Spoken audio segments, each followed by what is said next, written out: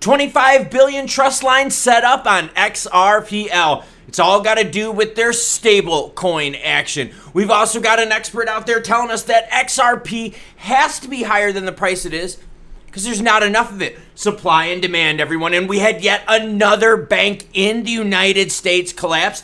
Thank you to Twitch Radio for texting me yesterday about it. In oatmeal. Why? Because we got a race in about 4 hours. And this is how I feel getting up to the starting line.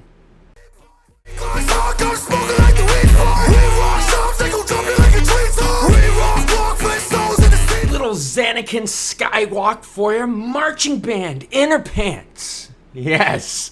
Nick82 says, I hate my ex, so this X can only be better. Talking about XRP and XLM.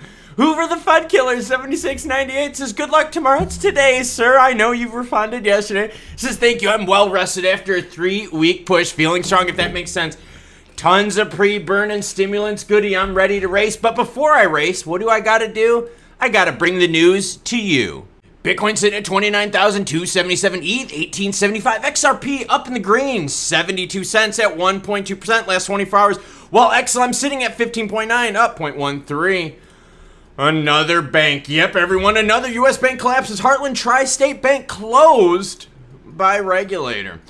A regional bank in the U.S., Heartland Tri-State Bank, was closed by the Kansas office of the state bank commissioner on Friday. The regulator subsequently named the FDIC as the receiver. Here's what the FDIC said. To protect depositors, the FDIC entered into a purchase and assumption agreement with Dream First Bank, National Association of Syracuse, to assume all the deposits of Heartland Tri-State Bank. The bond gap is still there. Banks in the U.S. are crashing, and oh, is this going to have an effect on the market on Monday when traditional finance stuff opens? Last time this happened, it helped the crypto market out. What do you think's going to happen when they see, yep, we still have more bank problems? People are probably going to look to crypto as a safe haven. Elizabeth Warren reintroduces crypto bill, gains support from banking policy group. Well, no kidding, she's going to get support from a banking policy group because the banks don't want crypto stealing any of the thunder. Something that bothers me, though, is that this bill gets support from both sides. Now, it's got a ways to go, and I want to read this statement because this describes what we have left in the United States when it comes to these bills. Right now, by the way, there's 3 of them. 3 of them have been introduced in the last couple weeks. The reintroduction of this bill and its support has been garnered from both sides of the political aisle and the banking industry, signaling a growing consensus for the need for more robust regulation for the crypto market. If passed, the bill could significantly reshape the regulatory landscape for cryptocurrency in the U.S., potentially impacting various participants in the crypto market. The road ahead. While the bill's reintroduction marks a significant step towards stricter crypto regulation, it is just the beginning of what is likely to be a lengthy legislative process. As the bill moves forward, it'll be crucial to watch how it involves and impact what could be the rapidly growing crypto industry. Yeah. So again, just because these bills are introduced doesn't mean they're going to pass. There's going to be a lot of modifications to them, probably some pork added.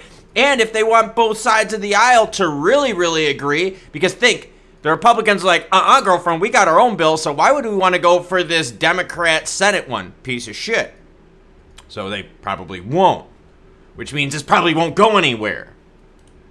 XRPL sees $25 billion single Palau stablecoin trust line transaction. It's essential to understand that this trust line transaction did not involve any actual movement or transfer of the $25 billion PSC between the accounts. Instead, it represents a formal agreement or acknowledgement between the parties that they're willing to engage in future potential transactions involving PSC. Interestingly, anyone can set up a trust line worth any amount. The individual does not necessarily need to hold the amount indicated, but they got to set it up. Here's a tweet. Monumental transaction just placed in XRPL. A whopping $24 billion in PSC was moved in trust that transaction. Here we go. Here's the source. As always, any article you see in this video and all my other ones will be linked in the description below. Yeah, so we got a little bit of trust line action. Palau stablecoin. Experts say XRP price should be higher as it becomes a necessity. Another tweet here. Yes, my Twitter information is linked below. We're going to get to it. Not enough XRP to meet growing demand. Supply and demand. Now, I like this. Why? This is real. This isn't hopium bullshit. This is real. This is, supply and demand. How does life really work? Supply and demand. No one's driving their cars. No one's building anything. Price of gas goes down. There's a lot of demand. Price can go up. What about the supply part? Well, that's what they're talking about right here. Not enough XRP. There's going to be more people using it. Al-Raja contended that the growing global demand for XRP's utility outstrips the available supply. According to him, the situation renders a higher XRP price not just an inevitability, but a necessity to maintain the essential liquidity to meet the soaring demand. Here's his tweet. There simply just isn't enough XRP to meet the ever-growing demand for its utility, making a high price not just an inevitability, but a necessity to ensure that liquidity meets global demand. It's time for the skeptics to wake up to this economic reality. When will that be, though? When will demand drive up the price? So that's what we're waiting for here. That's what all of us are waiting for on the screen. Just juicy demand to make this thing happening. We all know what XRP can do. We know about the potential. We want actuality, actualization. We want the real juice. XRP price talk. Right before I went on, we had a nice juicy pop that took us right from that 71 cent up to 73. Couldn't hold.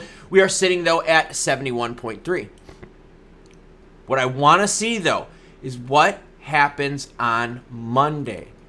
Because on Monday, that's when the rest of the traditional finance world wakes up. They pull their head out of the sand. Remember, crypto news is 24/7. We hit the stuff 24/7. But people out there in trade fi that are just enjoying their weekends, having fun, living high on the hog, they ain't paying to the news. They're going to be slapped with some meat on Monday when they learn about a bank closure, which could mean positive news for crypto. It also means that, yep, you're going to hear a lot more about banking, Jerome Powell, and the bond gap. Now, he did hit us with a quarter this last one, but said, hey, if these reports keep looking juicy, we'll back off, but we'll probably hit you with more later. We got a ways to go with that. XRP price is going to be sensitive to the market's move on Monday. I'm going to give you a little bit of a hint. Tonight, watch the gold market open, all right? Watch the gold market open and watch how it moves cryptos. On top of that, I'm going to give you another tip. Watch pre-market movement on banks. Look for extreme overselling Monday morning. Buying opportunity if the banks are well capitalized. I'm not saying, but I'm saying. I'll be getting up early on Monday to see if anyone's feeling more pressure than they should. But right now, XRP is holding above that 70 cent mark. We're definitely 20 cents above where we were before the Torres action. We just now have to sift through some U.S. legislative crap. More banks that are failing. God, what a mess. And by the way, Jerome Powell said, I don't care. Banks are well capitalized. Screw the bond gap. So he's going to put more pressure on banks. So look for more banks to collapse. Look for XRP utility to grow. Look for XRP demand to grow, which hopefully leads into XRP price to grow. Marching band inner pants. If you know what I'm talking about, comment down below. Some good funk songs, by the way. You know what's not in her pants? Banks, man, they're feeling the squeezes. Jerome Powell's hitting them with even more bond gap mess. But he doesn't care. He even said it. We watched it live together. It's like, yo, banks are well capitalized, so we're going to keep on the pain. Oh, the more they keep on the pain, the more it's going to make crypto look juicy. So Jerome Powell, if you got to ruin the economy to make crypto look better, no, I don't know if that's worth it. But that's what we're thinking, aren't we? The more Jerome Powell screws up the economy, the more banks keep failing, the more crypto just looks juicy. What's surprising, though, is Bitcoin didn't make a move to the upside as this bank collapsed. The last several bank collapses, Bitcoin did. Maybe that happens on Monday when those traditional finance people wake up and go, oh, business happens on Mondays. It happens every day. It happens Saturday and Sunday. That's why you hit the subscribe button. In fact, it happens 3 hours before my race. So I got to finish my pre-burn, shower, stretch, edit this, publish it. You cool cats, though, have a great rest of your day. And by the time you see me next, marching band, inner pants. I'm going to be racing. Catch y'all later.